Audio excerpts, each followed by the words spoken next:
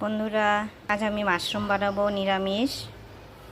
এখানে মাশরুম নিয়েছি, আলু টমেটো। এখন মাশরুমটা ভেজে নেব। মাশরুমটা ভেজে নিয়েছি, আলুও ভেজে নিয়েছি। পরিমাণ মতো তেল দিয়ে দিলাম।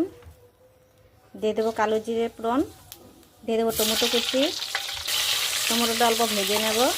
আদা, জিরে, ধনে গুঁড়ো, কাঁচা লঙ্কা, আদা বাটা দিয়ে দিলাম। দিয়ে দেবো পরিমাণ মতো নুন, দিয়ে দেবো হলুদ গুঁড়ো। এখন মশলাটাকে কষিয়ে নেব।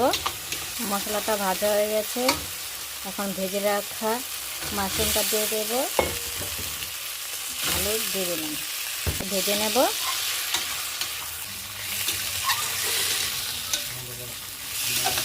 জল দিয়ে দিব, তরকারিটা জাল করে নেব।